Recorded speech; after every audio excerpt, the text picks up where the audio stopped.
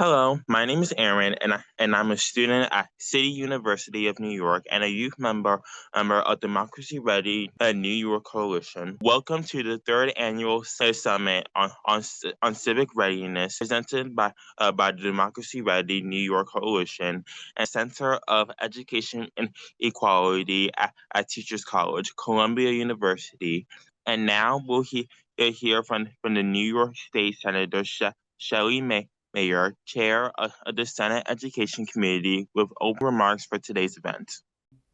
Hello, I'm New York State Senator Shelley Mayer. Welcome to the third annual Summit on Civic Readiness as part of New York Civic Learning Week, hosted by Democracy Ready New York, a statewide, nonpartisan, multi-generational coalition convened by the Center for Educational Equity at Teachers College, Columbia University. This week we celebrate the right of all students under the New York State Constitution to civic preparation that provides them with the knowledge, skills, and habits that enable them to vote, serve on juries, and collaborate with their neighbors and elected officials to improve their communities. This year's summit theme is Build a Media-Literate Future, a youth call to action. Today's event will feature panel discussions that include media literacy influencers and educators moderated by Democracy Ready New York's youth members. Media literacy instruction is a critical component of a well-rounded civic education and should include strong school-family partnerships so that students can apply media literacy skills in their lives both in and out of school. This is because young people engage with screen media for many hours each day, and media messages influence nearly every aspect of their lives. Media literacy instruction provides the knowledge and skills students need to think critically and make responsible decisions about the media they consume, create, and share. It also provides a vital set of tools to navigate social media, AI, and other emerging technologies. I am proud to be working with the New York State Education Department this year on a new initiative to advance media literacy education in New York. Research suggests disparities in access to robust civic learning opportunities lie along racial and socioeconomic lines. And two recent legislative measures that I sponsored will offer students expanded opportunities to engage in civic activities. The first is a requirement that all public schools serving grades 6 through 12 organize and continue to operate a student government. Second, beginning with the 2025 school year, all school boards in the state must have at least one student member. These new laws will remove barriers to student participation and provide fertile training grounds for young people to learn about local governance. I look forward to working with Democracy Ready New York on the effective and equitable implementation of these important new measures. I want to extend my personal congratulations to the youth speakers and moderators, Vic, Miranda, Larissa, and Long, and all the members of Democracy Ready New York for organizing New York Civic Learning Week. Have a great time. Everyone, and welcome to the third annual Summit on Civic Readiness, Build a Media-Literate Future, Youth Call for Action. My name is Vic Polevnik, and I'm a junior at Hunter College High School in New York City, New York, and I'm also a Democracy Ready New York Coalition youth member. Democracy Ready New York is excited to present this intergenerational conversation about the responsibility of schools, big tech, and content creators in shaping how young people consume, interact with, and produce media today. So first off, there's a lot of talk about media literacy, but how do we define that concept? Media literacy encompasses the knowledge and skills students and adults need to think critically and make responsible decisions about the media they consume, create, and share. Media literacy education provides a vital set of tools that ensure young people can navigate the new world of social media, AI, and other emerging technologies. Media literacy is not an isolated subject. It is a way of teaching how to be conscious consumers and creators of information across content areas, from literature and social studies to math, science, health, and everything across the spectrum. Many adults see Generation Z as mindlessly glued to screens. But as media literacy specialist Faith Rogao says, quote, students today are as curious, capable, and caring as any previous generation.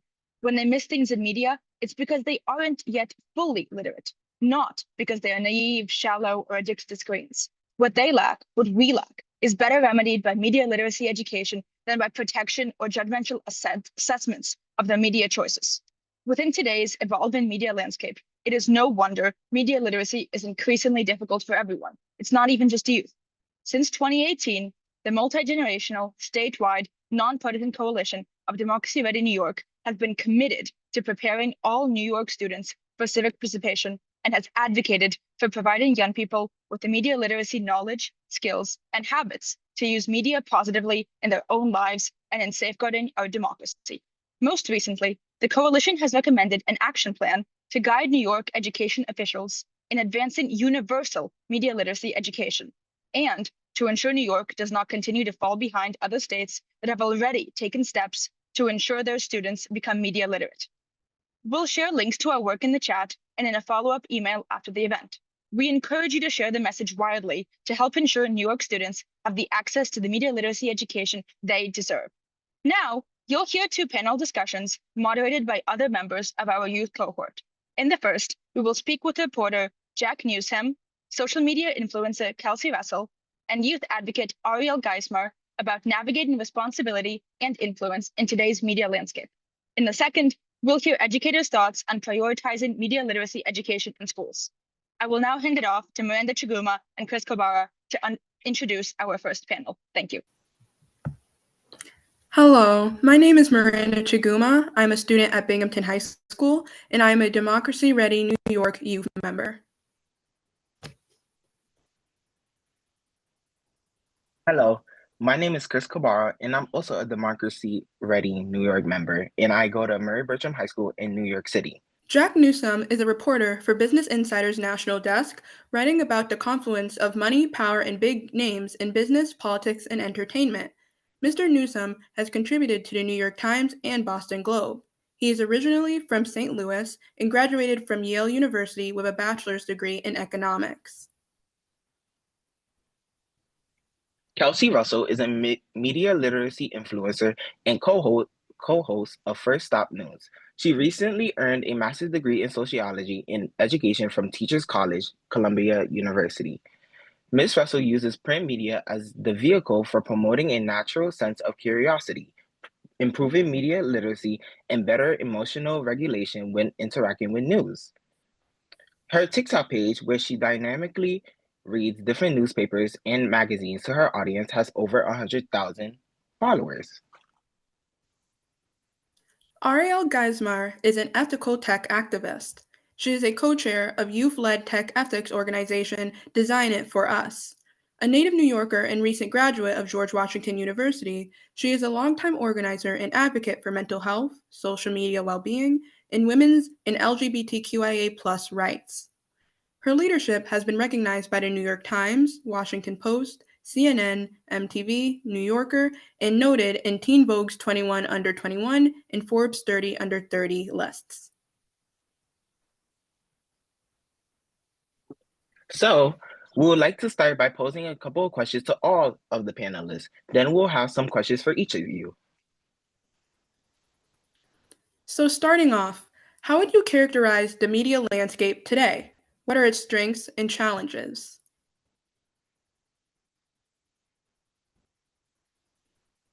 I guess I can start off. Hi, my name is Kelsey. I would characterize the media landscape right now as fragmented, but also a lot of opportunity for change. When I think of one of the biggest, I like to start with weaknesses. Let's not end on weaknesses. I think probably the biggest weakness and something that I hear with a lot of folks that I talk to is that they don't trust the media. And I think the biggest weakness in that is they don't quite know what they're saying when they say they don't trust the media. I think people are having a really hard time identifying what is a journalist, what is journalism, what does good journalism look like. But I think the other positive side to that is that there is still an interest in news and media itself. While people might be a little fatigued from what they're seeing, people want more of a personal connection with news. They want to see themselves and their faces and the spaces that they live in recognized by news and media. So I think a strength is that people are still curious. People still want to know what's going on in the world, which means that there is a lot of room for growth in media. Yeah, very, very well said. Go ahead, Arielle. Oh, okay. Thanks, Jack. Yeah, I mean, I think young people at the core of it want news and media that we can relate to, right? That we can digest and understand. Moreover, we want news and media that isn't going to tell us what to think, but is telling us what is going on, right? Providing some of those factual things. And we've seen some of these, accounts and different media and news centers pop up that are more based on facts, right? And helping young people understand the history of various issues and why and how we got here, and then really relaying that information to young people in a way that we can understand. Jack, to you. Yeah, to Kelsey's point about the industry being fragmented, I think that is, something we struggle with every day. On one hand, it's nice to have competition. It's certainly, a factor in my mind in a way it wouldn't have been 10 years ago that, if I don't work hard to try to confirm a story and nail it down, that there's someone who runs a Substack newsletter who might get that out. But it also, definitely leads to maybe some, breathless sort of coverage that blows events out of proportion. One good thing though, I do think, is that the industry is getting a little more comfortable with the reality we've been living in for the past 15 years. I mean, up until the mid 2000s, newspapers were, they were a good business to be in. They were flush with advertising. They kind of had a monopoly in every city in the country on, local attention in a sense. I mean, the competition was like TV news, but, as the internet took off, as the recession of 2008, 2009 devastated newspapers, the industry was in free fall for some years. And I think we're kind of, we're getting used to our new revenue picture. And that's, giving us kind of security to invest and to build newsrooms and to nurture talent. Thank you all. It's really interesting to hear about your perspectives on the way that the industry is changing, but ways that not just change or difficulties that we've been having, but ways it can change for good. It's really nice to hear about optimism for the future of news, especially in a time where it can feel as though there is no optimism, to have hope for change for good. So, our second question for you all is, how do you see your own work as responding to this landscape?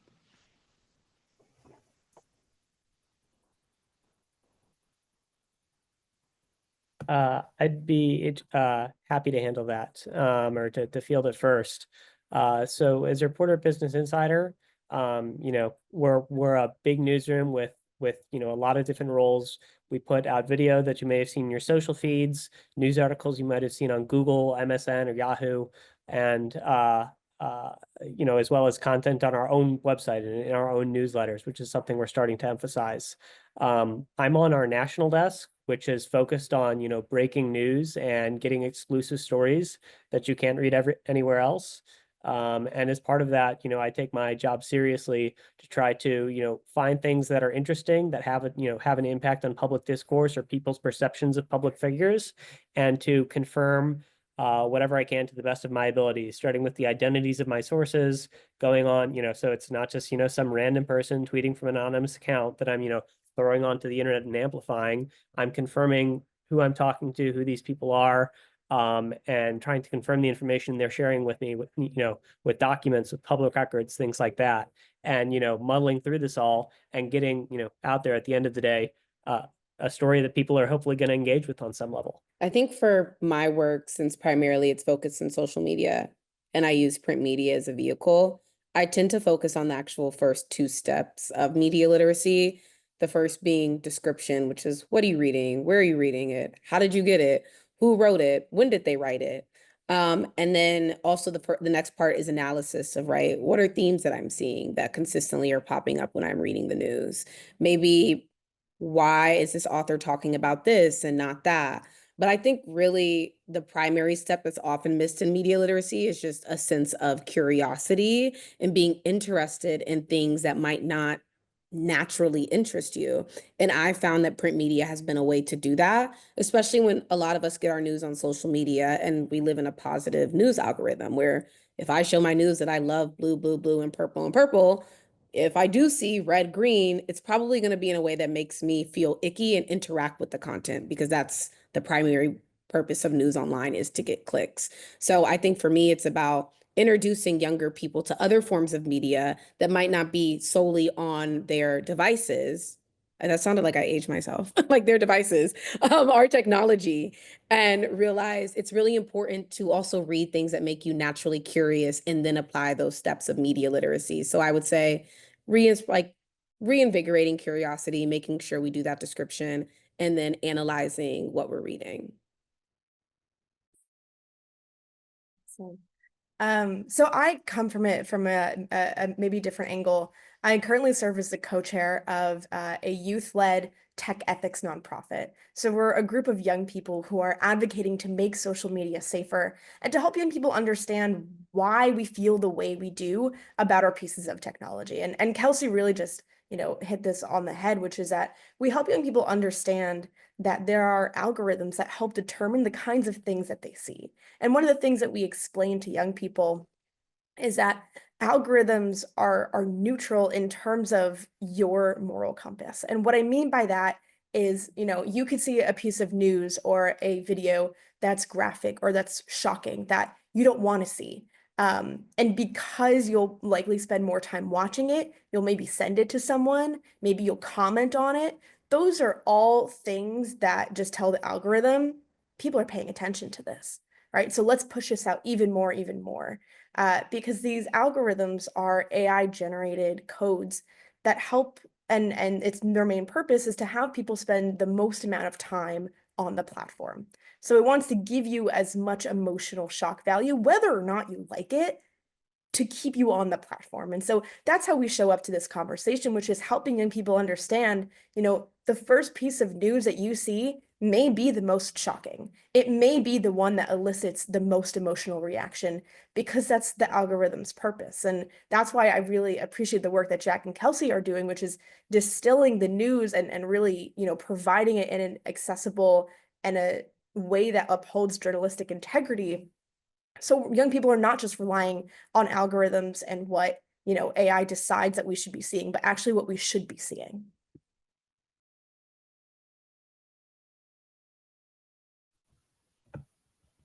Very well said. Thank you. So on to our next question. In your reporting, this question will be specifically for Jack Newsham, but anyone, please feel free to add in any input. In your reporting, you've touched on issues of political polarization. Do you think media literacy can help bridge the growing divide, particularly when it comes to young people consuming news? Yeah, I like to think so. One thing I have to keep in mind is, my job depends on public trust and the trust of readers to know that, what I'm putting out there is grounded, but also, when I'm dealing with sources, trust that, I'm a person of my word, trust in kind of my reporting process, that I kind of, I'm trusting what people are telling me, but I also have to verify it at the end of the day. Because, I can't, my worst nightmare would be, someone telling me something that's not true, me taking not enough steps to, verify it, and then me printing that. And because that would, that would reduce the reading public's trust in my work. So it is, worrisome when I go onto social media, say, and I see someone, spouting off falsehoods and, wondering where on earth could they have gotten the idea that, oh, I don't know, today it was, DEI policies means that, businesses are getting tax cuts for, hiring women or people of color. Like, how could someone have possibly formed that impression? Because, if they were to read the mainstream media, if they were to, look at the Business Insider or the Wall Street Journal or, the IRS's website, they couldn't have possibly formed that impression. But clearly they're tuned in to someone they trust more who's saying things that just aren't true, but that are resonating with the audience, that are being algorithmically promoted into people's feeds, and are really leaving them with some misapprehensions. So, that's kind of a struggle I have every day. How can I get in front of people without being a pedant, while respecting, their intellect, but at the same time, get the facts in from them, the facts they need to, be an informed citizen in our democracy. Okay, so we'll now go on to questions to Kelsey Russell. Our first question for you is, can you talk about how social media platforms can be used to educate about and promote media literacy? Yeah. Well, the first thing is they need to hire some people, stop firing people whose jobs on these platforms are actually to fact check. So that's the first thing, is that that is not something that needs to be done by AI. This needs to be well, AI can help, right? But we need physical people in offices fact checking. We need people with backgrounds in ethics and people with backgrounds in journalism, in history, that are working at these social media companies to do fact checking. And I think social media, it is their obligation to do something, because I mean, we're younger. We know that social media almost acts like a drug. Like, it's hard to get off of, and they want to keep you on there. So I think social media, one, has a responsibility, but I also think it can help educate people, because what social media has done is it's opened a whole new gate to how we consume media. Now, kind of like Jack was saying, people for some reason trust somebody. It might be because they look like them, it might be because their background they like, it might be because of the type of style of speech that they use. So I think social media has allowed a lot of gates and a lot of barriers to journalism to be broken, which is great. So I think it's up to social media to really, I would say, support a lot of creators that are fact checking. I don't know if it looks like collaborations with actual institutions that help them fact check. Could it be working with a bigger legacy institution to give that creator the actual support and the facts that they need to share stories? Could it be trainings to give to creators and influencers who are reporting on news? I think we could get really creative with how social media can educate. However, I do think we know younger people like to get news from people that look and relate to them, and it's up to institutions to give them that support. So that's how I think it could definitely be done. And I'm hopeful that it will be, because of panels like this. Can I add on to that really quickly? Yes. I like, Kelsey, we should get you with the Design It For Us. I mean, absolutely. Um, I mean, I think that's completely accurate, right? Which is that there are so many things that should be in place that are the responsibility of these companies to curb the spread of mis and disinformation online. For example, Meta actually just removed their third-party fact checking, right? So we see examples where there are attempts, and there have been good faith attempts to try to do, third-party neutral fact checking, and it comes from an institutional accountability perspective. And young people want, and increasingly so, are engaging with media as a participatory thing, right? This isn't just about reading the morning news or watching the morning news. It's about the comment section under an article that Jack writes, or it's the comment and the like section under a video that Kelsey creates. So young people are engaging with this, right? We're talking about it, and that's why it's so important that we maintain more vigilant than ever. Yeah, and just to add on to that, I mean, like, even when partisanship isn't involved, a story can kind of, take new life, or, be beaten to death on social media in a way I can never expect. Like last year, I did a few stories about this pandemic aid program for the music industry. And we found that, a bunch of the recipients of these federal grants, these taxpayer funded grants, were really big name artists and musicians. Lil Wayne, Chris Brown, Alice in Chains, famous DJs like Marshmello. And it was kind of crazy that the timing of one story, there was like a bunch of people were like, you're trying to like derail Chris Brown's comeback. Like, he just had a great successful concert in South Africa, like stuff I didn't even realize, but like this is the sort of way the narrative went. And so it's like, with that story, we engaged the public a little more than we typically do. We went onto Reddit and we did like an Ask Me Anything with people about like, how did the story come together? Why did it come out when it did? But yeah, just to kind of underscore the points that Arielle and Kelsey made.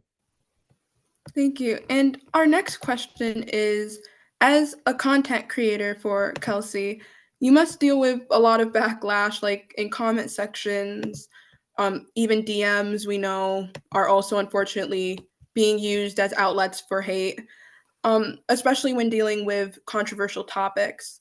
So we're wondering, how do you manage this, and what best practices would you recommend to the rest of us? Oh, Miranda, it depends what side of the bed I wake up in the morning, how I sometimes deal with hateful comments.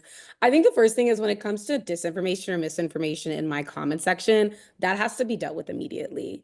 Like, especially if I say something that might be incorrect, that has to be dealt with immediately because that's like spreading like gossip rumors. We need to stop that. So that's put to bed. I usually respond to comments that's incorrect and lead them to a source where they can actually find good information and the correct information.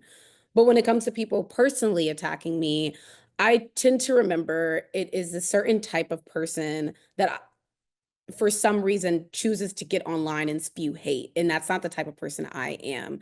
So I oftentimes respond to them if they say something like, I'll ask them, why do they think that way? Or what made them say those questions? What made them have those thoughts? And they never typically answer because I don't even know if that's a real person behind that account.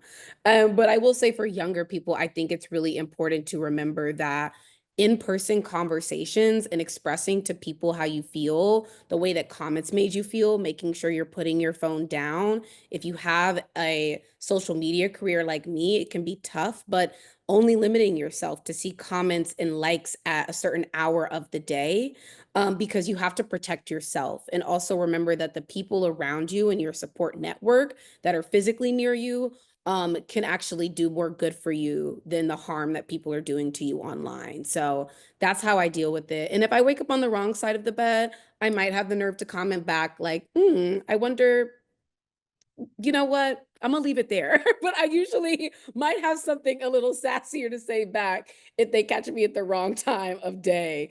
But I try to lean on the other side of things. So we'll be moving on to our next panelist, which is Arielle.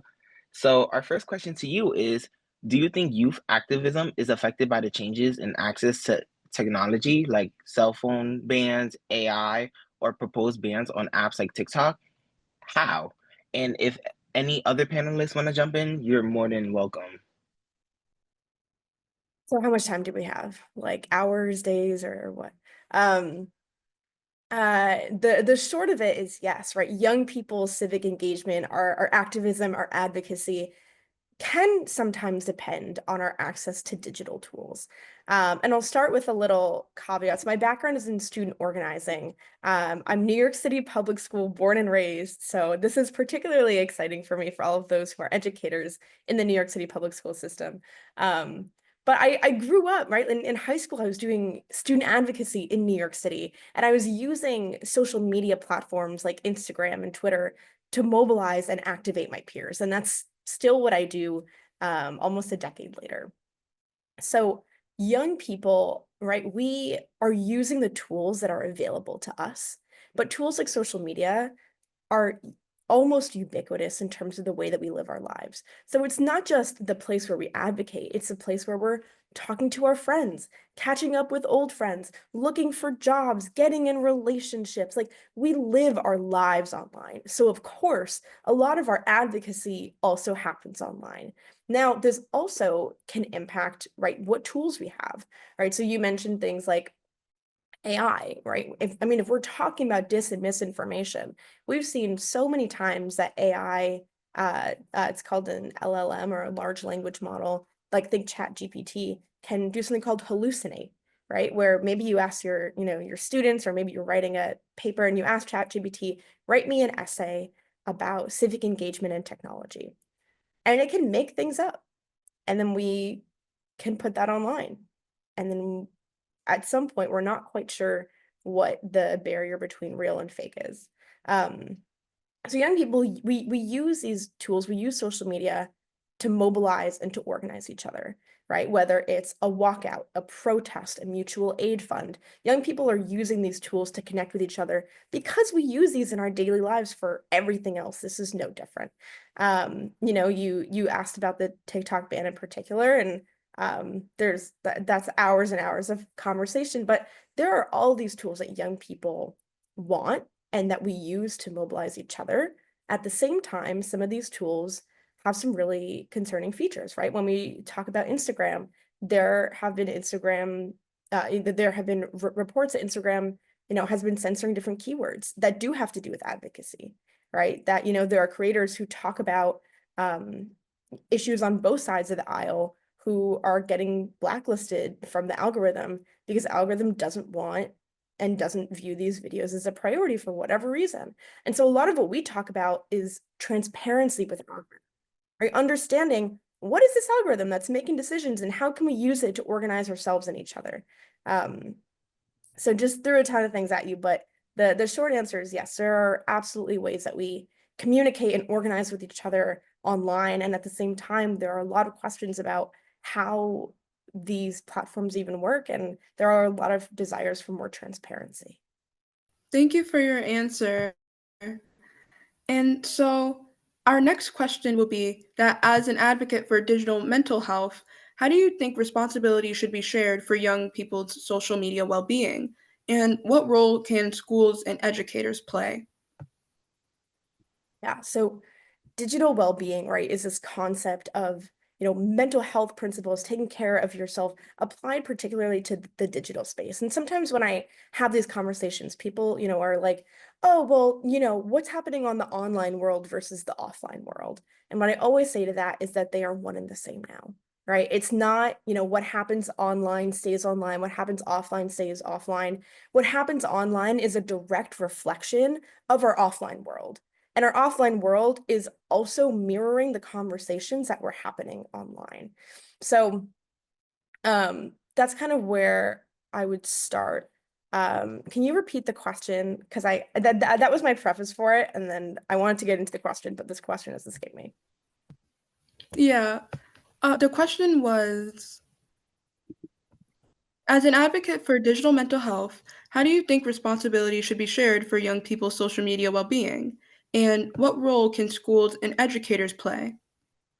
Got it. Okay, thank you. So, right, sharing that responsibility, it has to do with online factors and offline factors, right? Offline factors, think socioeconomic factors, what young people are experiencing outside of their phones and on their homes.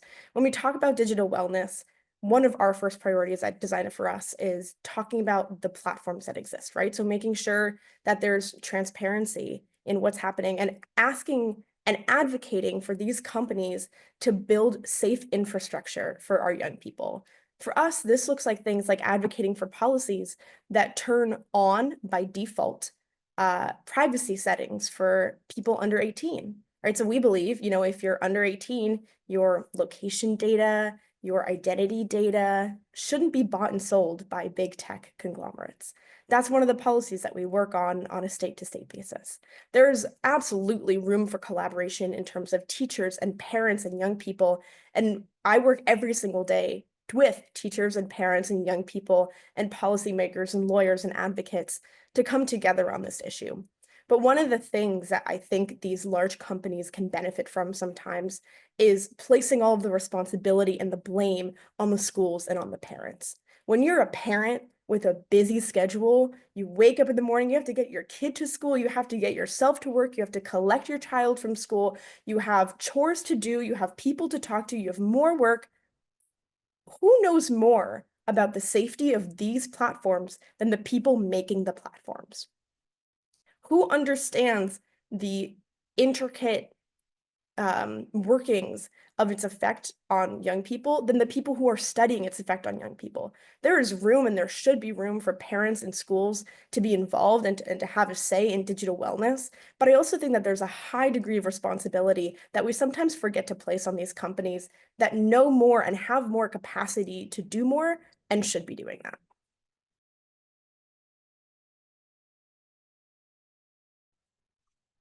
Thank you so much for that insightful answer.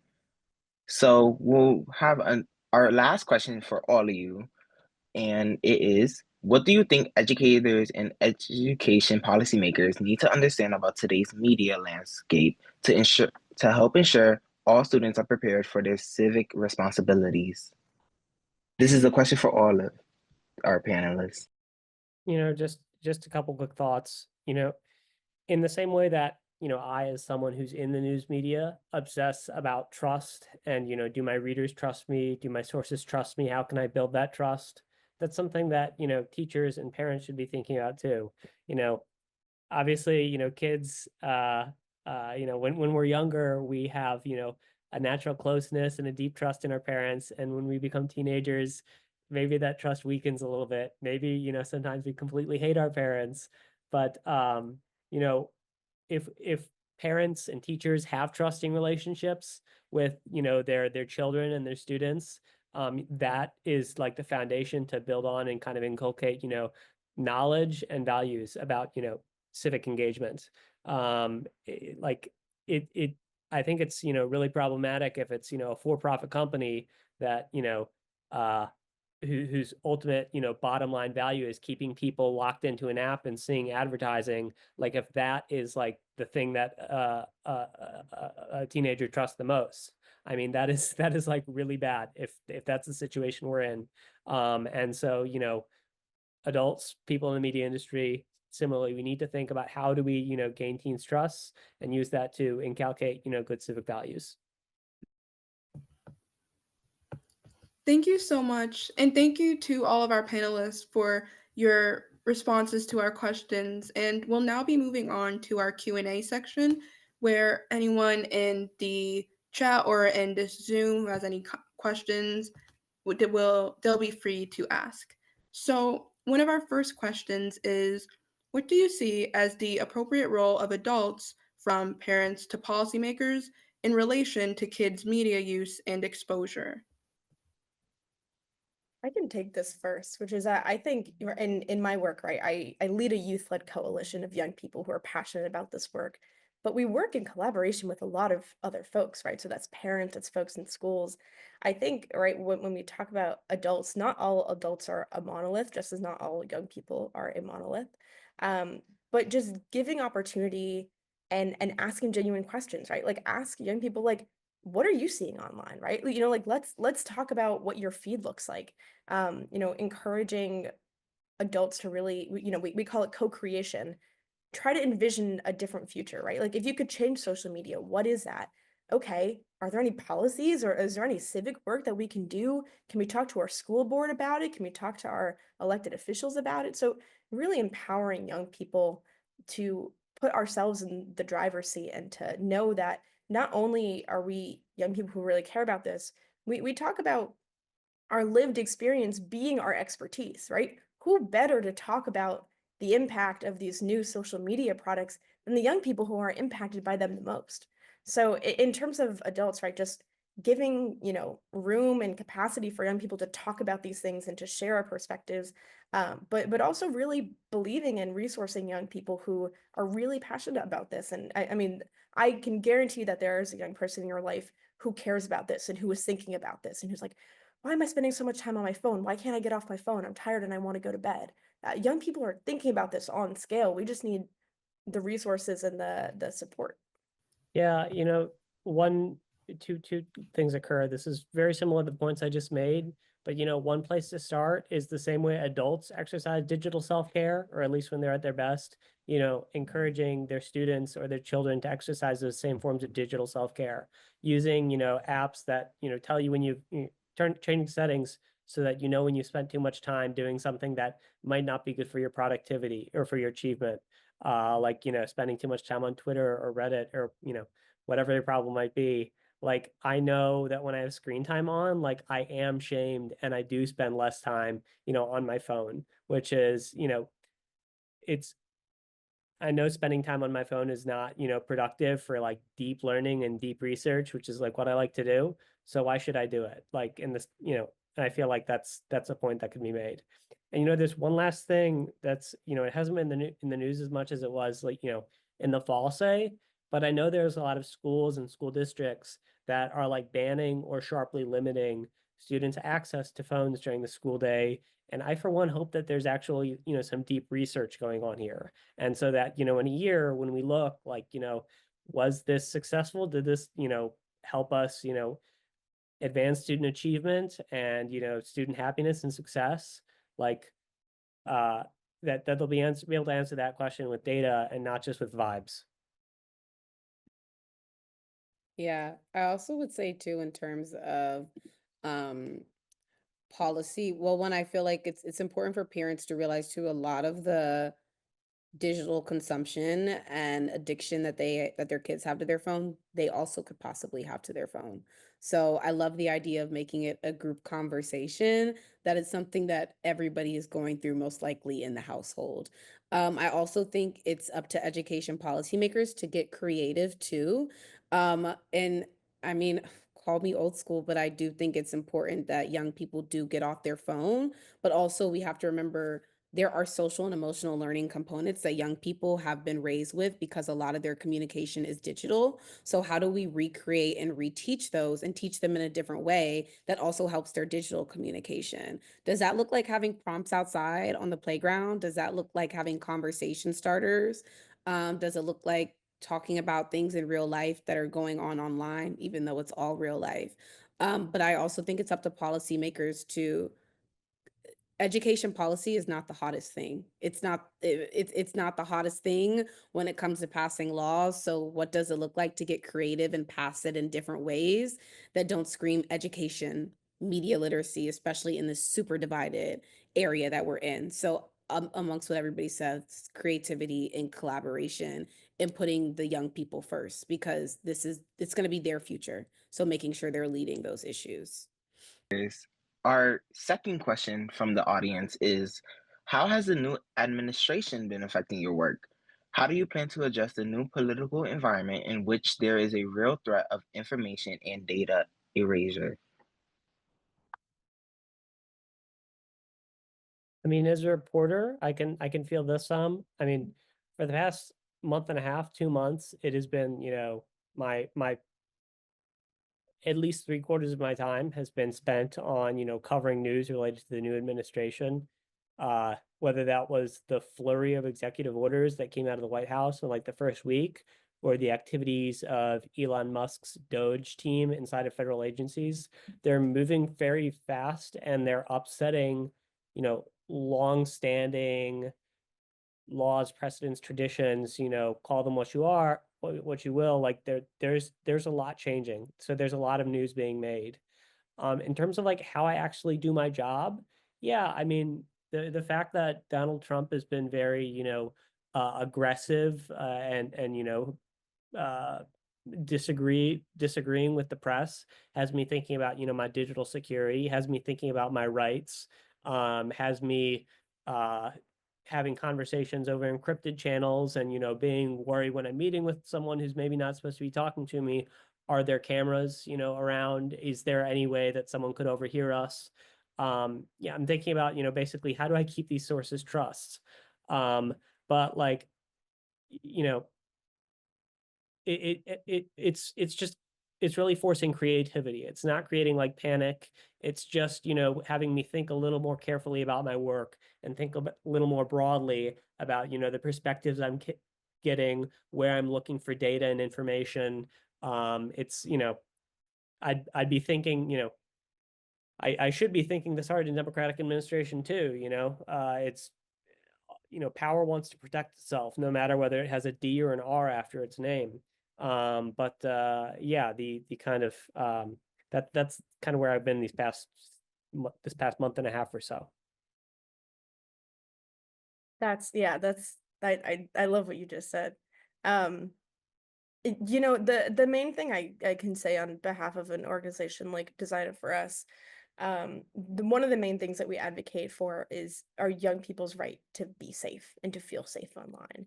And the main thing I think that we've seen both in, the previous Congress and this Congress, is that our kids are not a political bargaining point, right? Our rights as consumers, our rights as people who have our data harvested and taken and sold for profit, seems and has been touted as a bipartisan issue. It's one that affects everyone. It's one that affects every single person. And from people in rural America who are having bandwidth issues, right? Who are not getting the proper internet that they have because our infrastructure is not set up, to, people who are elected who are, taking bipartisan bills and, playing political football with it.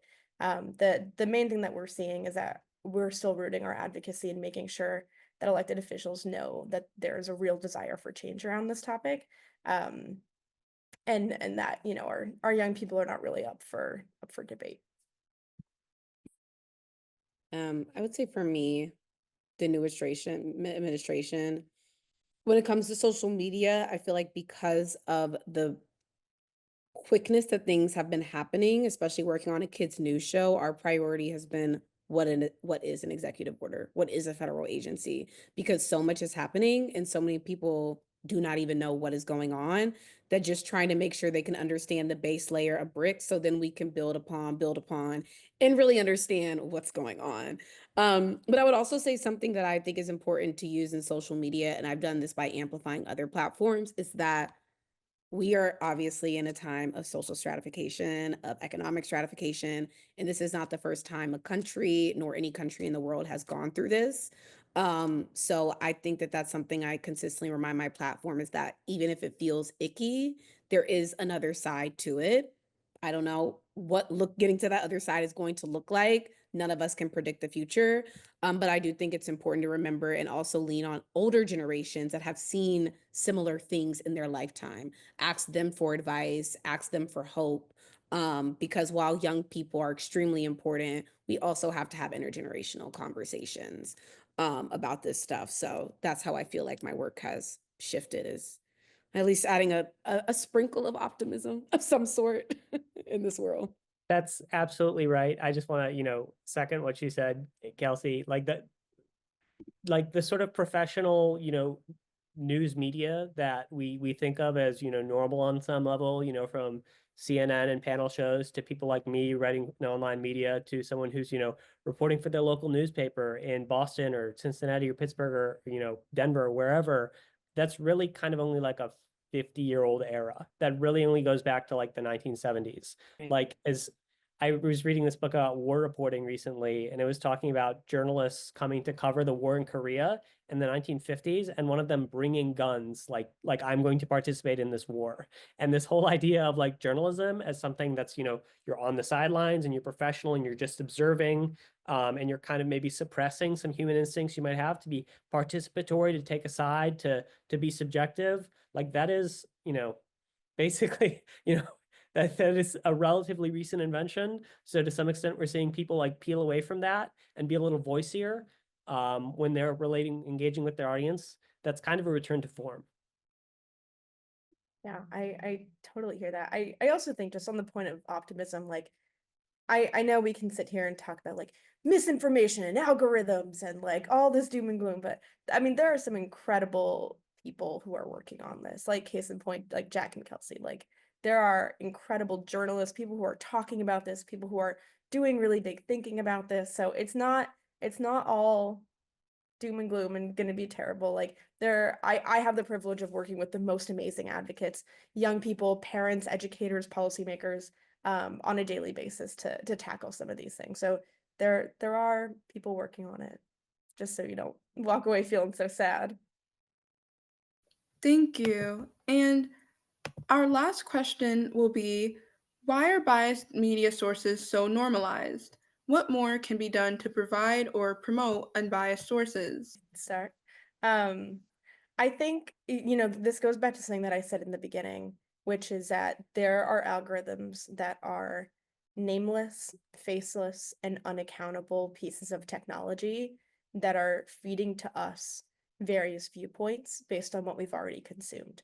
And I think that it just needs to be a little bit more analysis and a push for transparency in what these algorithms are and how they make their decisions and how they're impacting our daily lives, because this is the kind of thing that's leading to political divisions in our country and in the world. And so, probably someone in media may be able to speak more to the political division, but I can definitely speak to the technology that helps drive it, to kind of bring all of that together and, try to understand why some of this is happening.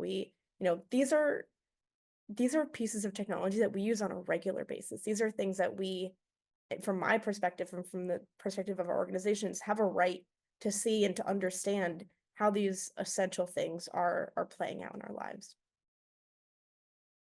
That's a great answer, and I look forward to hearing what Kelsey has to say on this, especially. But just one quick thought is, an editor here who used to work here would say people don't read the internet; they look at the internet. And, you know, that as someone who writes words for his job, that was a little upsetting to hear. But at the same time, like, it made me, remember that the average experience on the internet is not looking at an article and spending 20 minutes reading it. You know, the fact that I do that as a journalist makes me somewhat unusual. It's a similar thing could be said is people don't always, think about what they're reading. They feel what they're reading. And it's not, again, I have to reset my brain. It's not just reading, it's seeing, it's watching. We don't just relate to content on an intellectual level, we relate to it on an emotional level. And, it's not just media companies that know this, it's political parties and candidates. I mean, yeah, so that's that's a big part, I think, of why we're in the situation we're in. People know that content is related to and reacted to and engaged with on an emotional level, not just intellectually, and, targeting that denominator in people. Yeah, I mean, the words were pretty much taken out of my mouth, like from the technology side to the actual journalist side. I also think people want to go on the internet and be affirmed by whatever they believe, whatever beliefs are shaping their viewpoints. And oftentimes, like I kind of talked about earlier, we are going to follow accounts that somehow relate to us. Like I know as a young Black woman, I tend to follow a lot of younger Black women, and I like to hear sometimes my news from them. So I think that even there, people just want to see people, they want their beliefs affirmed.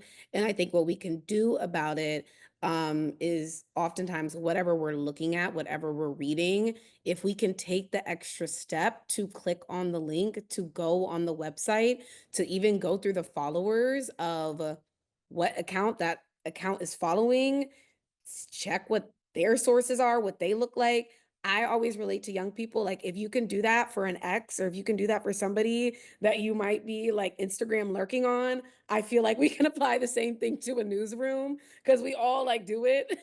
We're all like, okay, who is this person following? Who liked this? So I think that, I always say treat the news like gossip. Where are they getting their sources? Who are they following? Is a great way to maybe deal with it on a way that's, I think, a little more fun, even in the midst of all this. Kelsey, I love that. That's awesome. Just lurk.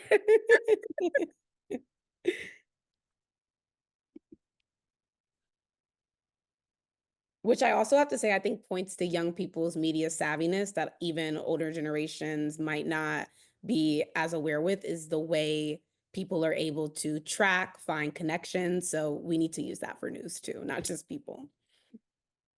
Absolutely. Thank you, everyone, for a wonderful panel. From this panel, we could tell that everyone here is very passionate and motivated about this issue. And I just want to thank you for your efforts to improve quality of life when it comes to information and how we use the internet.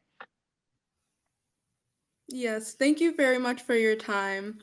Media literacy education can and should begin in elementary school.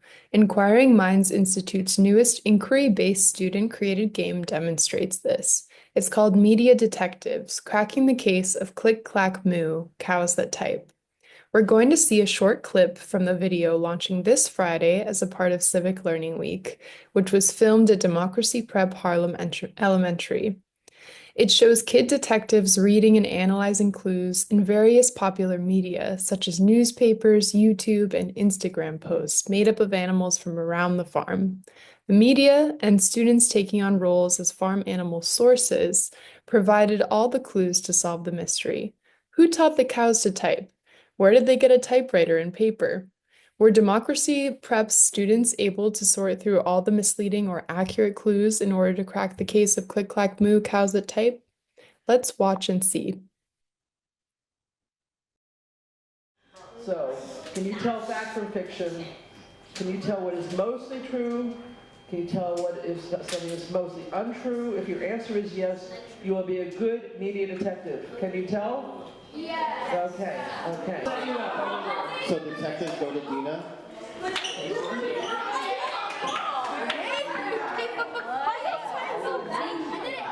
Now the detectives should huddle and decide who is the lead detective. The group has to decide who is the kid you think is going to be the most.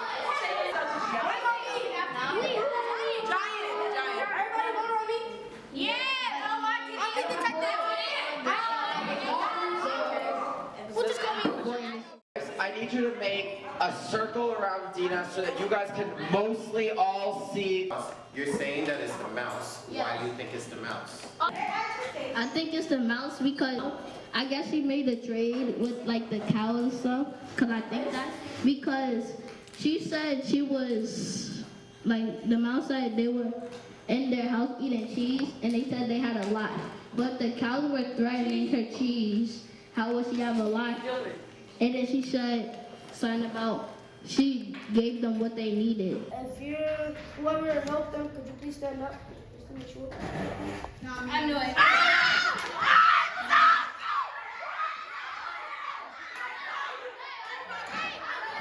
I tricked you guys so bad. It's fun. After the game, the students and principal confirmed how the kids were much more aware of how the media can dupe them and were on the road to becoming healthy skeptics going forward. And they had a lot of fun expanding their media literacy skill set. We'll now hand it off to our second panel, Prioritizing Media Literacy Education in Schools, moderated by Larissa Cashel and Cheyenne Swain. My name is Larissa Cashel, and I'm a Democracy Ready youth member and a student at NYS High School. Hi, my name is Cheyenne Swain, and I'm a Democracy Ready New York youth member and a student at Cardinal Spellman High School. On this panel, we'll hear from a range of educators leading media literacy efforts in their schools and districts.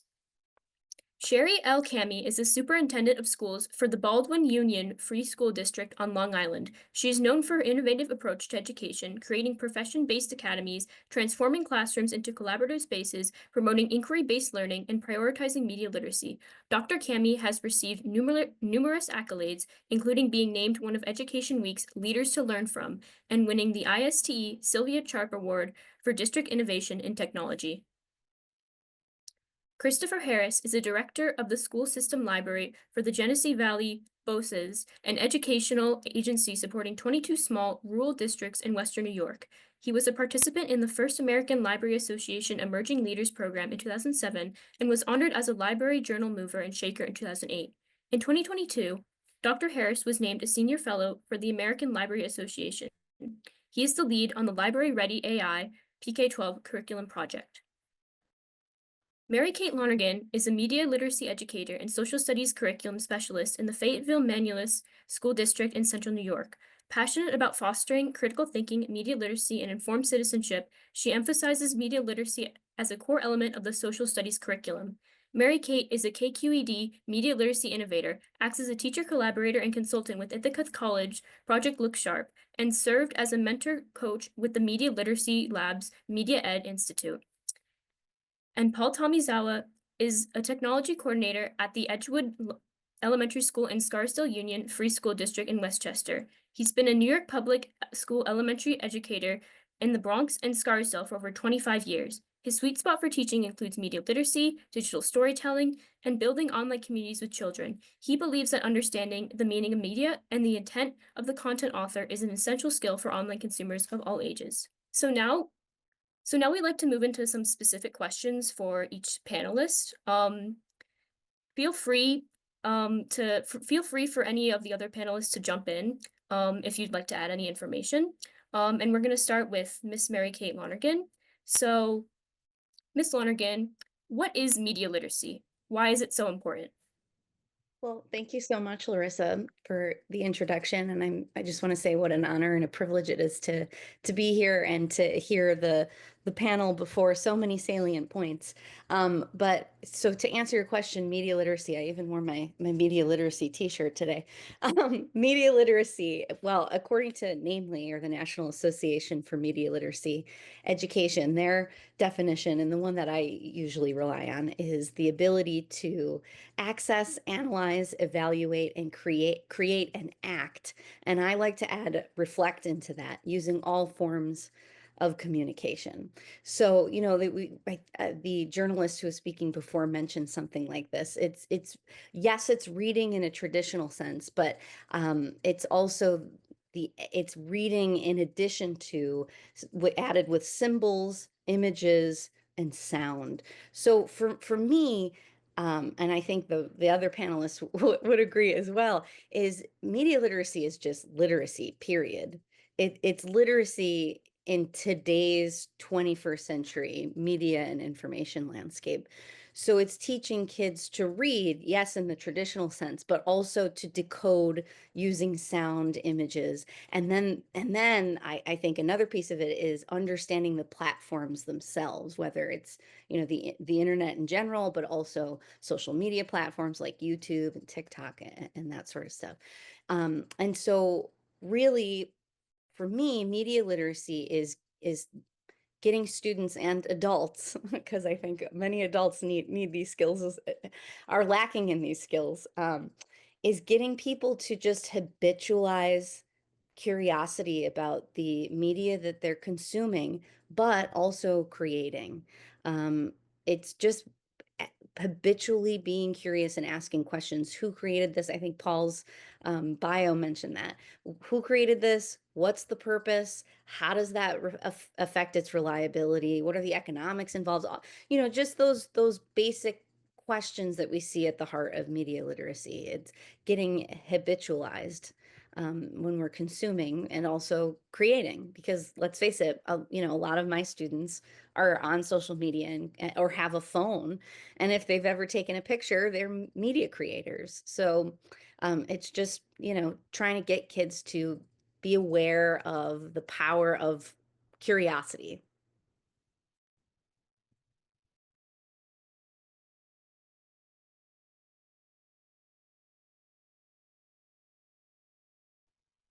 Let me add to what Mary Kate's been saying. Yeah, we're all media creators now. If we have a device, we can create something that is worthy of someone else's attention, and that's really the business of the internet, right? We're constantly scrolling through and looking at online content that holds our attention. That's the business of the internet. If a content producer can hold your attention, they stand to benefit from it. Right. And so as online consumers of all ages, young people and older people, if you're online consuming information, you need to be aware that someone is benefiting down the line. It could be individuals, it could be corporations, right? It could be political parties. And as we consume this content, we need to be aware of that. With that information, we can make some informed, effective decisions for ourselves and our communities.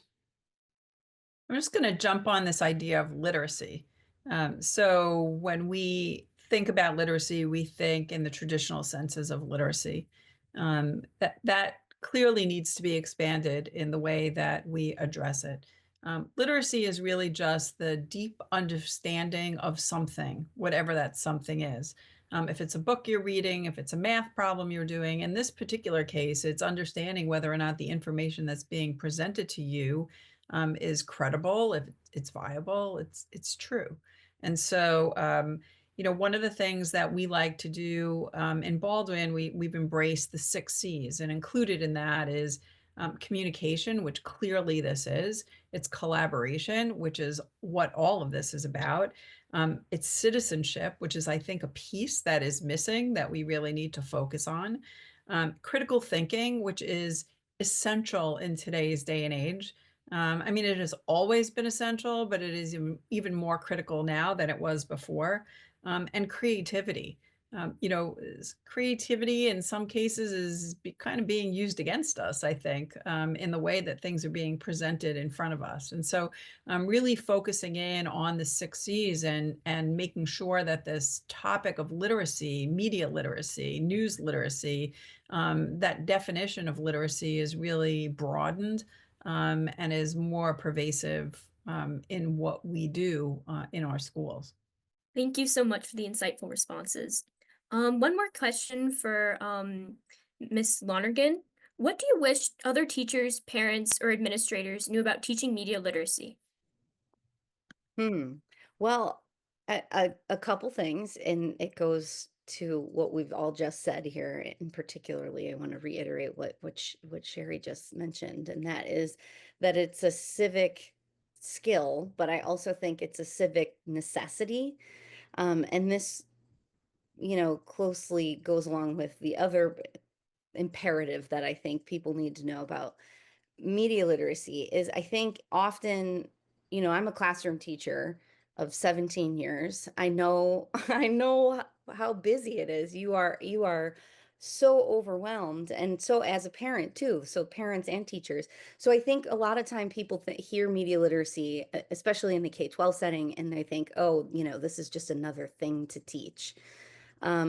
When my counter is, no, this is not another thing to teach. This is just another way of teaching. It is, for me, media literacy is the vehicle through which I engage in my social studies content. And you don't have to forego your content standards. You don't have to forego, I know there's the precious commodity of time as a teacher, and as a parent, but this is just, anytime a teacher or a parent, you're watching a show or you're playing a game, just take a moment to have a media literacy moment. What about this game makes you want to play? Why do you think that the designers made that? Or, you're using a documentary in class. Who created this and for what purpose? How does that affect its reliability? And for me in the social studies settings, those are also historical thinking skills. Those are critical thinking skills. Those are the questions you're asking when you're doing analysis in ELA. These are critical science questions. So, my whole thing is, I think people need to understand that media literacy isn't necessary. It doesn't have to be another thing. And it really shouldn't, because being media literate is imperative. It is so wrapped up in civic skills, more so than ever before. So, I think of the Benjamin Franklin quote, when he was asked, when he left the Constitutional Convention, what do we have, doctor? And he says, well, we have a republic if you can keep it. And part of keeping and maintaining a republic is to be informed and to participate. And the current information landscape that we're living in makes it really difficult to do that. So I think media literacy and civics go hand in hand. But I'd love to hear what others are thinking about that. What I'd really love for administrators and teachers to know is, while it's great to have this renewed focus on media literacy, especially in the area of civics, that it's not new, that this is something that we've been teaching in schools for a very long time, whether it's been in the social studies or more recently in STEAM or traditionally in the school libraries, where we've always taught information and media literacy together, because we've had to discuss constantly that need to seek out, reliable sources, that need to evaluate all types of sources, that need to tease out the information that matters, even as we're looking at a broader source in the context of the source. So I'm glad that people are excited. I'm glad that Governor Hochul is talking about media literacy and a toolkit and the need to bring that education into schools. But I also want, administrators to remember it's been there for a long time. We just need to give it that precious time and attention and funding to make sure that we have the school librarians and the qualified teachers and everybody else able to continue to lead in this education landscape. So I'm going to jump on that on two areas. The first is, no, it is not new. And so our last panel, they thought they were dating themselves, but I'm really going to date myself here. I think there are some of us on this panel that date back to your source of information was the World Book, or it was Encyclopedia Britannica. And they were actually a book, and they were volumes of books, but that information was vetted before it was ever published. But even then, we always had to verify our data. And so when we were writing reports or doing work like that, we never relied on one source. We always relied on multiple sources. The difference today, I think, is that you can find multiple sources to validate any piece of data that you want to validate. And the other piece that's really different is that the speed at which information is being thrown at us almost makes it, it's like being underneath a waterfall with your mouth open, right? I mean, how do you figure out in rapid speed whether or not something is accurate or not? And I think the answer to that is really to take a step back. And I'll give you a perfect example.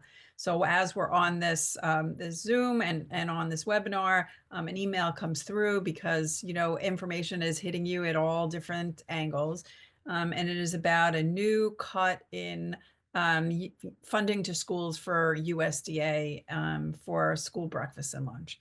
Now, that can have a devastating effect. I have an email from somebody who's panicking about this already, and I'm going to take a step back because I have no idea in the end if that is going to go through, what impact it's going to have. And so I think one of the strategies is to really wait until you have all the information before you react. One of the skills that we teach our kids in our schools is to ask the question, should I repost? Do I know enough about this to share this with anybody else? And so I think the speed at which things are coming at us is really one of the game changers. It's not that we haven't always verified information, but the amount of information that's out there and knowing how to tell if even the information you're getting to verify is accurate is important. And somebody in the chat brings up about AI.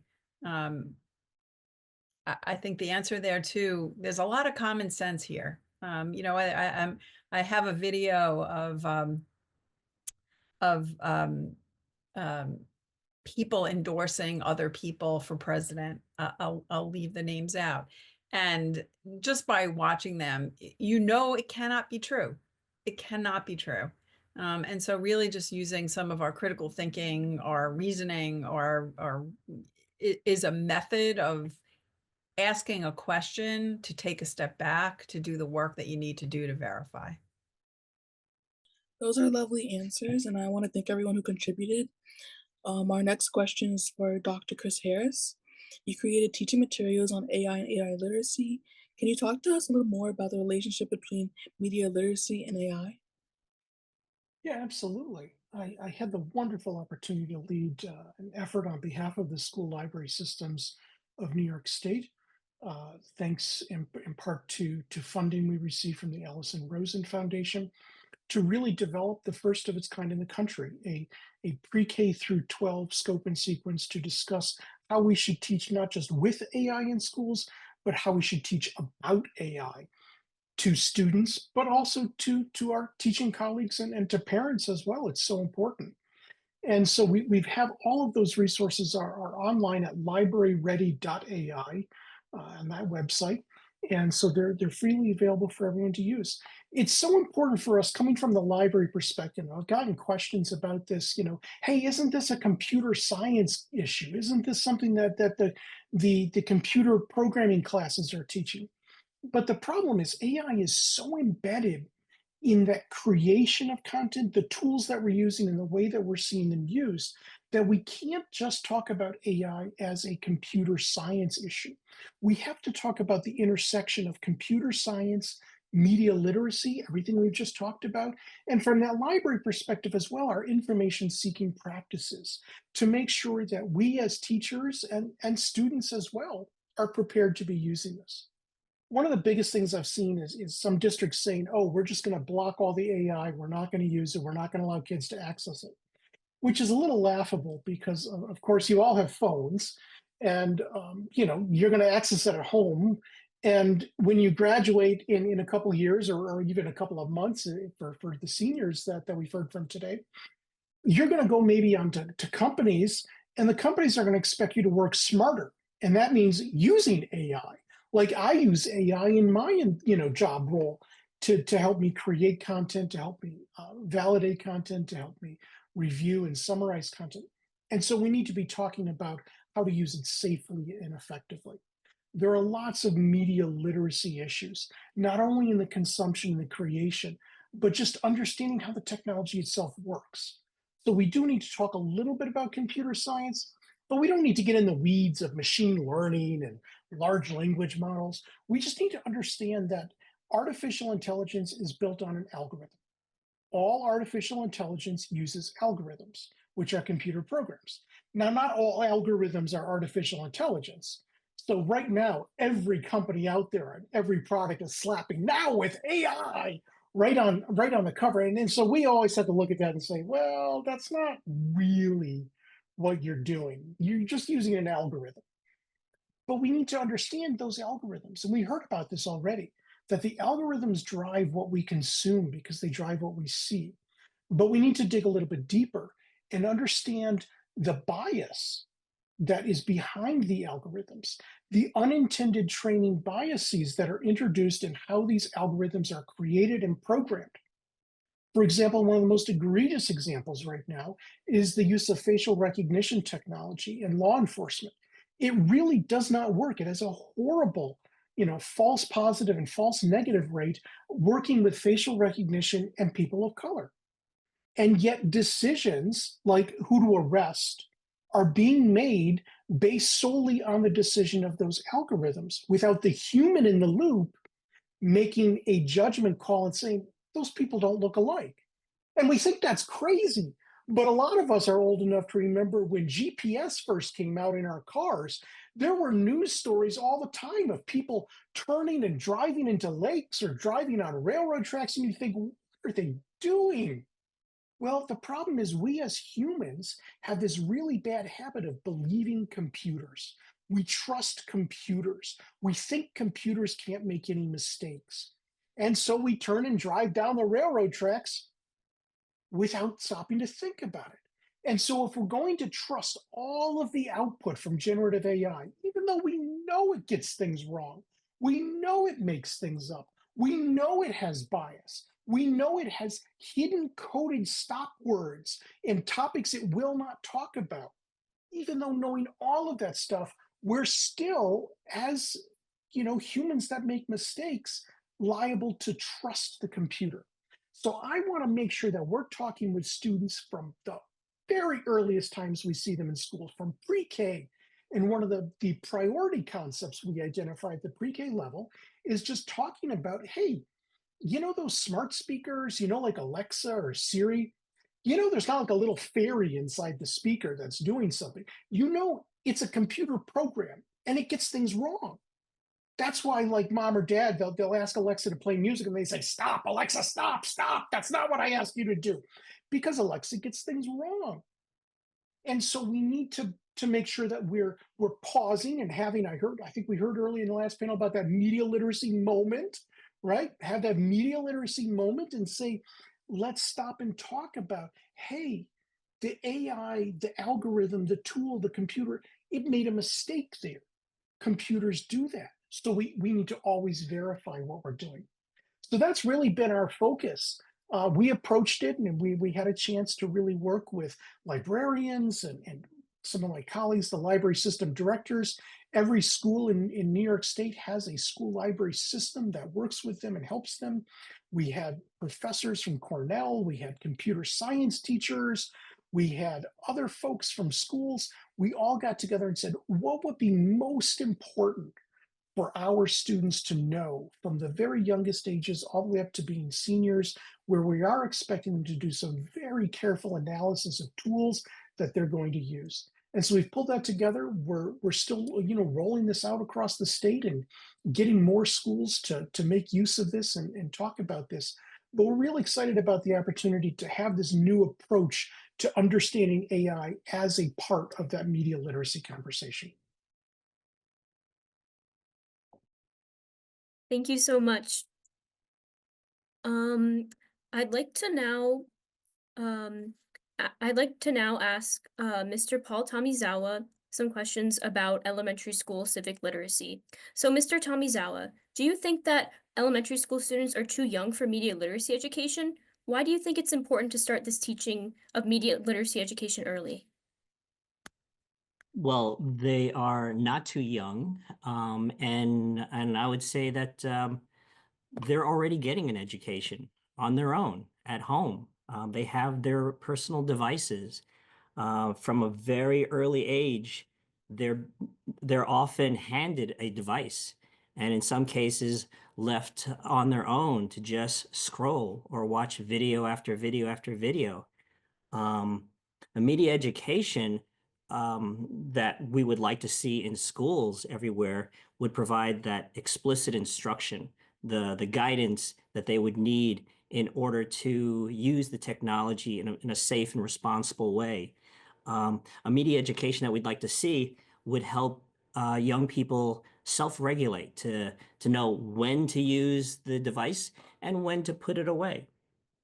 Right, to be mindful of how compelling the technology is. I mean, the technology was designed to hold your attention. It was designed so that you wouldn't put it away. So it's up to us, and this is the conversation I have with my students, knowing that the tech is going to try to latch onto you, right? And it's up to us to be aware of that and to set it aside when we need to set it aside for other important things in our lives, whether it's contributing to the chores in the household or keeping up with our homework or whatever after school activities we might have. We've got a lot of things going on in our lives. So we have to be able to balance all that and not give too much of our time to something like scrolling through videos, right?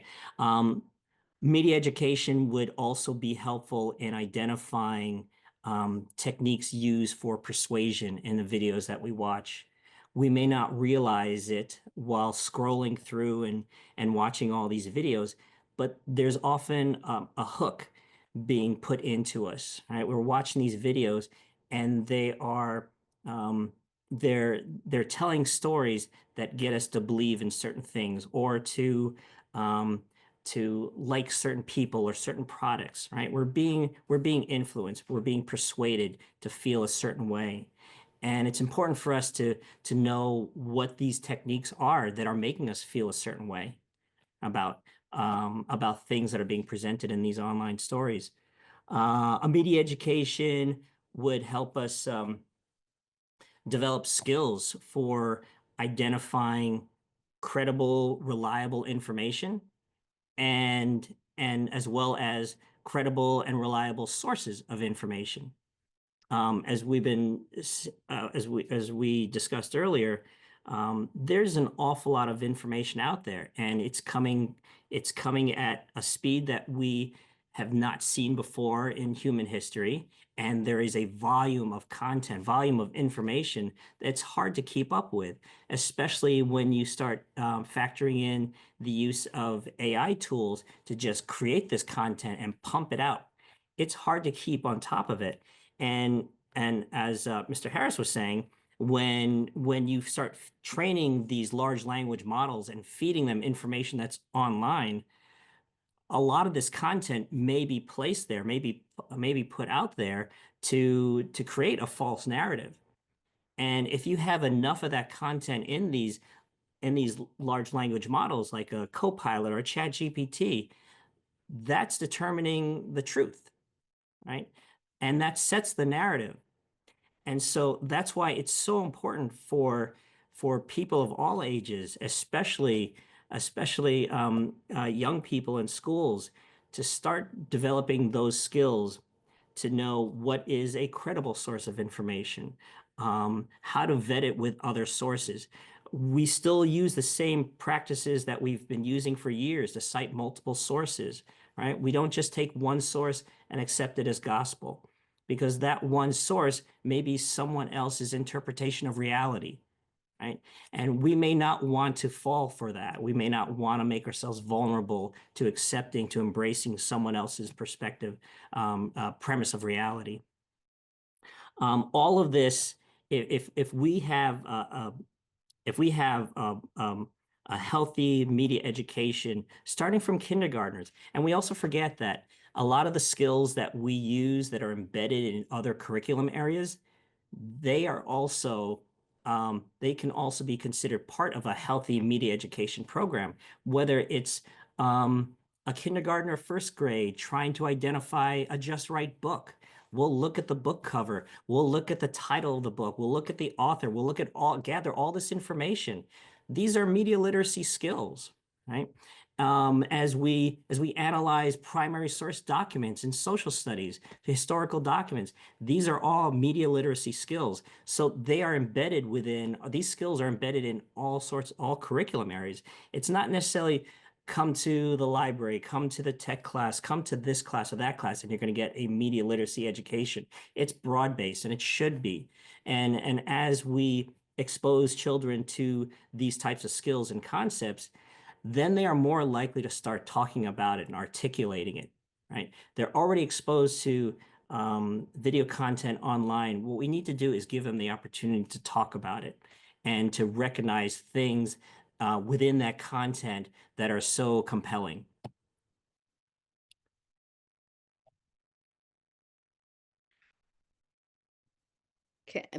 May I add something as well, Paul? I beautifully said. It's media literacy is cross-curricular. It cannot be a one and done class. It can't be a one and done place, a one lesson, right? It's ongoing from pre-kindergarten, whenever you can. And, I think kids really want to talk about it, like you were saying, Paul. And, I'm coming from I'm 8th grade for 16 years, but I'm in a new position this year as a K-6 social studies curriculum specialist. So I've been in the elementary schools a lot more. And yeah, they want to talk about what they're seeing online. They do, whether you want them to or not, they're talking to you about it. And I also think that, just to add on to what Paul was saying is, they're definitely, young kids are definitely consuming this, but it's also important to remember that another piece of media literacy is creation and reflective creation. And I know for sure, Paul, that your elementary students are creating media. I mean, they're making art, they're making their little posters, their little Valentines or whatever. All of that is a moment where you can say to the kids, okay, who is your intended audience for this? And how did you try to, appeal to that audience? Or, even this is another media literacy concept, but like, what's the impact of this media message that I created? How am I impacting, the intended audience, or even the audience who I did not intend to talk to? So even those moments where you're creating things in class, you might think like, oh, this little leprechaun poster. No, that's a great moment to have those conversations. So just another place where we can think about doing that sort of reflection piece, or habitualizing those questions, is doing it and practicing it out loud as much as you can, that cognitive apprenticeship, that modeling. Our next question is for Dr. Shari Camhi. You've made media literacy education a priority in your district. Can you tell us how you did it? So it starts with really a fundamental belief that of everything that we do in schools, I firmly believe this is the most important thing that we have to do. The things that we do individually, and that's not to say that teaching reading important, teaching writing important, being mathematicians important. All of that is important. The difference here is that if I do not practice my reading, and I don't practice my writing, and I don't practice my math, I suffer for it.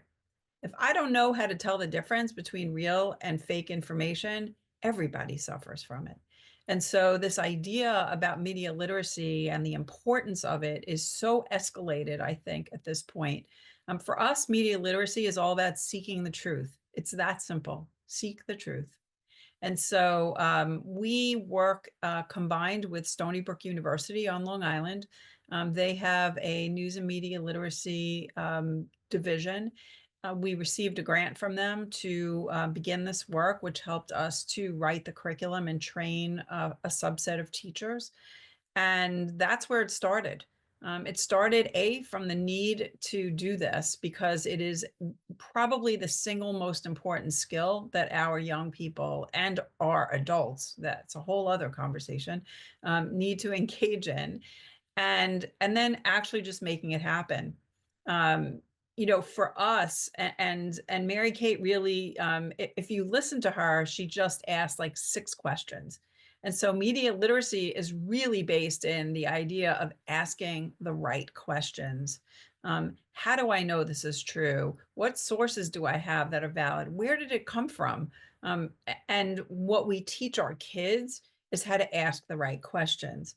But I can give you, so our curriculum is based on 4 general areas, which is to know your neighborhood, news versus opinion. We've always taught about opinion versus fact, but this brings it to a whole other level. Truth and verification, and then fairness, balance, and bias. Those are the 4 general areas. And while I do agree that this needs to permeate everything we do, and that in some respects it's not new, but in other respects it is very new, I think one of the differences is that we must directly teach this skill. We must practice it in everything else that we do, but it is a skill that we need to directly teach. So just to give you one example of how complicated it could be. So under information neighborhoods, when you think about that, there are so many. And to teach this explicitly gives our students the ability to understand, number one, why is it so important to know this? And number two, how to distinguish. So for example, there's journalism, there's entertainment, there's publicity, there's sponsored content, there's propaganda, there's advertisement, there's social media posts, and there's opinion journalism versus journalism. And that is a mouthful. But if we don't help our students and the adults in our systems understand the difference between all of those, then how are they going to know? How are they going to know? As old as this is as new as it is. And so explicitly teaching the skills are important. And then practicing those skills through all of those things you heard is equally important. We teach our kids a source evaluation called, with the acronym IMVAIN, right? So independent sourcing, multiple sources, verifiable sources, authoritative sources, informed sources, and named sources. It's a whole lot of information just to get our students to know that the information that they believe, the information they're sharing, their information they're using is actually true and credible. The difference, I think, between now and years ago amongst the technology is just the amount of information that, to everybody's point on this panel, is available in the hands of our kids. They all have a phone. Our parents give our kids a $1,500 phone without the knowledge and the understanding and the teaching that has to go behind it. One of the parts of this that we haven't talked about is, what is the parental responsibility? Schools seem to accept all the responsibility for everything. And I'm the first person to say, we need to push back on some of this. But I will say as well that one of the differences here is that our adults know as little as our students know. Opening day, so we do 2 superintendent's conference days at the start of school, and we had Howie Schneider from Stony Brook come and present to all of our staff. And if you go back to the 1980s, 1990s, even 2000s, and you looked at websites, for example, websites that ended in .org, everybody believed was organizations, and those were credible sources. And so we asked our teachers, so of all of these .whatevers, .net, .us, .gov, .k12, all these things, which are the ones that for sure are attached to a particular type of organization? And they got it wrong. They got it wrong. And they got it wrong because if you go back in history, not that far, they were right back then. But between then and now, a lot has changed. And that goes again to the speed of information, the speed of change. And so partly to think that adults can keep up with this is partly unreasonable. And so, that is work that we need to do. That is work we need to prepare our teachers. But our parents need to know as well. And this responsibility is a shared responsibility. Mary Kate was mentioning when you're watching something with your kids, like asking a million questions. And it goes back to what we talk to parents about all the time. When your kids come home from school, the question you should not ask was, how was school today? Because you're just going to get a very simple answer. And just really teaching our parents what questions should you ask is really a much more reasonable way to kind of dig deeper into what we hope our students are learning and what we hope our parents are spending a little bit of time learning more about.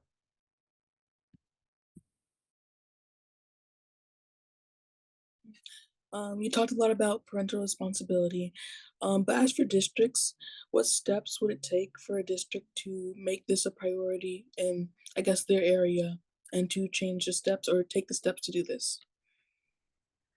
So I am a big believer in local control for school districts. This is one area, though, that I would be very happy if our state education department would mandate the curriculum. I know they're talking about, for example, mandating financial literacy. And while I understand the need for that, I don't agree with the imperative for that. That is nice to have, but that is something our parents can teach our kids as well. Or that can be embedded in a math curriculum or an economics curriculum. This is so explicit that, and in my opinion, so vital to civics and to our country that to leave it up to the option of school systems just does not make sense to me. I think that we mandate a lot. I think we need to take a step back and see the level of importance that this holds, and create the time and the space, create the curriculum, and create the mandate to make sure that this is taught in all schools. Another question that sort of branches off from that is, why do you think it's not a priority in all districts right now? And anyone can weigh in on this. I think the biggest issue as well is that we need to demystify what we're even talking about. The fact that this webinar and this panel both had to start with the definition of media literacy, that's the issue, is that, you know, a lot of people don't understand this because they see it as very complicated. I mean, it is complicated, but it's only complicated because we haven't talked about it. We haven't taught, if we taught everybody about this starting in kindergarten, in 12 years, it would be a self-fulfilling, problem. Everybody would be able to talk about it. But because we don't understand it, because boards of education, school administrators don't all understand this, it's not at the top of their priority list because it's difficult to understand. Now, I'm going to push back a little bit, Dr. Camhi, because I think my concern right now with media literacy, and especially around AI, is in the early 2000s when social media and interactive web was first launching, a lot of school districts shut it down. We blocked everything. We didn't talk about it. We didn't teach about it. We didn't teach kids how to be safe on social media, even though we knew they were using it. We didn't teach parents about what was going on with what their kids were doing. We just didn't talk about it. I see the same concerns right now where things are being blocked, where we're going back to blocking everything on the internet and having allow lists where teachers have to request for things to be unblocked, where we're using really not very sophisticated keyword blocking. It's a little concerning because it didn't work out well for us in social media because we didn't talk about it. And so I think we do need to demystify it, and we need to make sure we're talking to everybody about this so that the parents are informed as well. Look, the lack of information about how AI really works is a real issue. Whenever I talk about AI, the first thing I want to try and do is talk about, okay, how does this really work? It's predicting words. It doesn't understand. It doesn't know. All it's doing is basically playing an endless game of Family Feud. We ask 100 AI algorithms, what word comes next in this sentence? And it does it over and over and over again. But if we don't understand that and we haven't demystified it, it's harder for us to prioritize it. Yeah, Chris, I don't think we're saying anything different. I actually agree with you. I think the problem with AI is that it is in its infancy publicly, and it is just continuing to develop. That's one of those things to stay ahead of is going to be really difficult. It doesn't mean we shouldn't be doing it. We should be doing it. I think the issue, so we did not block anything. New York City is the one that came out and just shut everything down and quickly had to flip that and change what they did. But a lot of the blocking that's going on now and the request for has nothing to do with this. It has to do with stealing people's data. So with Ed Law 2D, you have to be really careful about that. And a lot of the changes you're seeing with Google, blocking certain parts of Google and things of that nature is really all about what's happening on the back end with some really bad operators. And to me, that just, it exemplifies exactly what we're talking about, right? We are talking about an industry, AI, data sourcing, all of that stuff that moves at a rapid speed. I don't think it's fair to ask schools to keep up with all of that. I mean, yes, we're going to be on the receiving end of laws that help protect everybody behind there. But the idea that, I agree, we shouldn't block when it comes to things like that. We need to teach. I just think that it is a shared responsibility. I think our parents need to, if parents have given their kids a phone, they need to take some time to talk about not only the responsibility that they've just given their kids, but we can give out Chromebooks and we can have filters on our Chromebooks. But if a student has a phone with no filter, we're just back where we started, right? I just think that we need to really make sure that this is a partnership. Schools are already being asked to do a lot, and to ask us to take on the responsibility of online safety beyond what we can teach, I think is an unreasonable expectation for educators. And just to follow up, the initial question is, why isn't this a priority for districts? I think both of what you said is right on the money. But I think I would venture to guess that if a district were to launch this media literacy as an initiative, I think it would be fully embraced. I think lots and lots of parents, I think most students want this education to be a part of their experience. I mean, we're living, we're kind of, the other piece of this, I think, that complicates the issue for districts is we're also living in a time right now where there's like a big conversation in many districts across the state and the country about straight up banning, literally locking cell phones up in school. And so then I'm thinking more, I'm leaves me thinking about like, okay, well, is that teaching young people the skills that they need to engage with media in a healthy way? So how do we strike that balance? And I think you can feel it in culture right now, is what do we do? How do we respond to this? And I think obviously I'm wearing a media literacy t-shirt, but I think media literacy is a good way to go about doing that. I want to thank you guys for all your responses. Now we will move on to a few questions from the audience. If Larissa wants to start with the first question. Oh yeah, so we actually had one more question prepared, but then we'll get into some audience questions. So this is for any all panelists, so anyone can answer. What would you say to state leaders about how to ensure every student in New York becomes media literate? Anyone can jump in.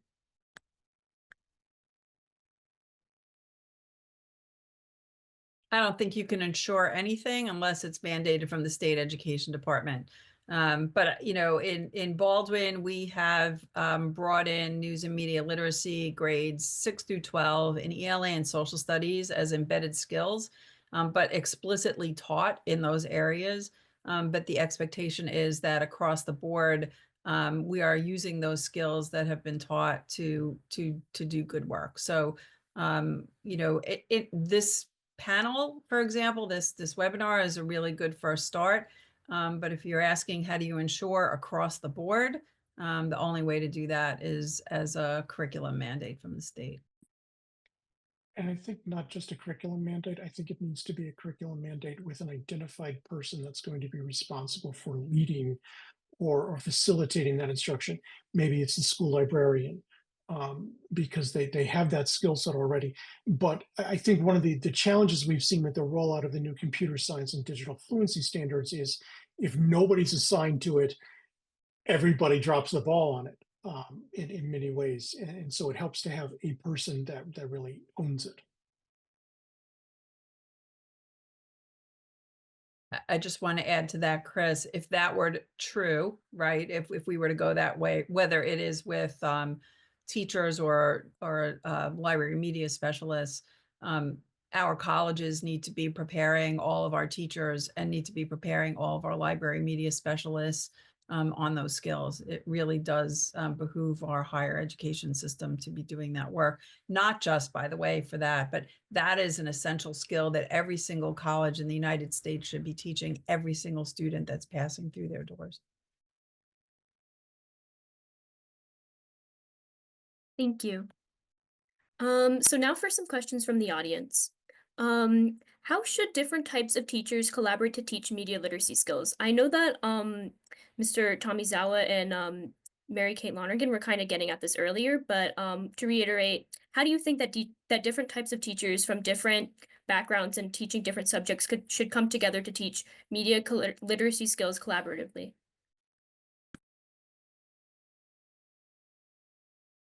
I think when given the opportunity, teachers love to come together, work together, to develop a game plan for helping students achieve particular curriculum outcomes. And what we know is that if you deliver content in one format, it may not penetrate. Right? The child may not fully understand these concepts or skills without hearing it again or practicing those skills again. So to be able to take this opportunity to hear these concepts, develop these skills in a different format with a different teacher, it allows the child multiple entry points to understanding the curriculum, right? So if you have teachers, like I have a great group of classroom teachers and specials or out of the classroom teachers, whether it's technology, music, art, gym, Spanish. When we come together, we can create amazing learning experiences that allow students to revisit curriculum ideas, revisit vocabulary, so that they are now internalizing it and they fully understand it, so that when it comes time to express their understanding of the curriculum, through whatever opportunities we offer them, whether it's through video production or some stage performance or something involving music, they shine, right? They are able to use the aesthetics and convey those key curriculum ideas in a way that is so compelling for an audience. Right? They've become terrific storytellers, and that's one thing that we should never lose sight of: the fact that a good media education will help kids develop their storytelling skills while learning how to use different media to tell their stories. It allows them that practice, so they understand the techniques that they are constantly seeing as they scroll through their video sharing platforms. And I can add to that, I think the higher up you go in K-12 education, it becomes more difficult to collaborate across content areas. So elementary, middle, I was very lucky for many years. I team taught, so I would work with my ELA teacher all the time on media literacy projects. But just to follow up on what Paul said, I think media creation is a great place to do that. Of course, if your best collaborator for media literacy education is usually your school librarian, so you always want to reach out to that person. Shout out to our library media specialists. And I think about Paul, somebody in your role, and the technology integration specialist is another great resource as well. Not every district, and I recognize not every district is fortunate enough to have either of those positions filled. So sometimes it's about figuring out who and where you can make that work. But I think just to follow up with what Paul said about media creation, doing that creation, whether it's just in your classroom alone or across collaboratively with your ELA teacher or your library media specialist. Chris was saying it earlier, it can demystify the process.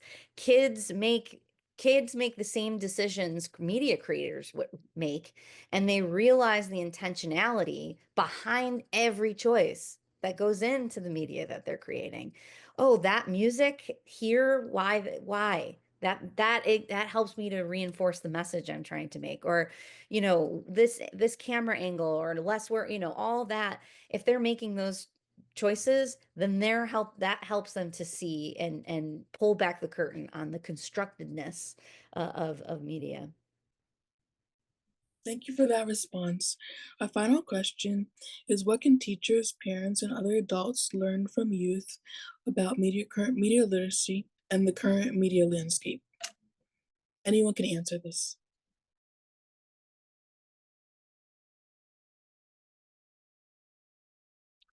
I think that's a big one. We need you to speak up and tell us. And that's why it's so great to have, youth involved in this, and youth organizers helping to organize this. I try and sort of lurk around and see what's going on. I try and read like /r_all on Reddit, so I can just see that broad picture. And so when posts come up from like our teenagers or something, talking about especially about AI and attempts to detect AI, and just how fed up every high school and college student is with AI detectors and being accused of cheating with AI, that gives us a chance to go back to the teachers and say, just stop. You're not helping anything. Stop trying to give zeros out every time you think AI is being used. Nobody appreciates this. And so, yeah, just keep being active and tell us and tell us until we hear. Yeah, and just remember, adults and younger people may be looking at the same content, but we may be experiencing it differently, right? So what's helpful is if you tell adults how do you feel when you watch a particular video, or what information are you gleaning from it? What is the most impactful elements of a video that you're watching? Because the adults who are looking at it may be coming at it from a different angle based on their life experiences and their knowledge. So that dialogue is so crucial. I think as a teenager, I will give my input. I think that a lot of kids do have things they like to say or advice they like to give, but I think that more channels need to open up for them to be allowed to feel free to say things like this. For example, like a lot of my friends will use ChatGPT or AI to make study guides to make it more efficient for us, or make practice tests so we can learn better about, AP testing and standardized testing. And I think, the schools could teach us more about learning to work with AI and not just, being scared of it or using it to guide us in the right pathway. Like if we don't get a rubric on an essay, how should we break this down? And things like that. So learning how to work with it and not just using it to do our work is really important. And I think that there needs to be a greater partnership between the adults and teens or even kids about this. And I think this is a great place for us to start, and this was a great discussion. So I want to thank you all for tuning in and for your participation. You can stay in touch with us on social media and learn more about Democracy Ready New York's coalition on our website.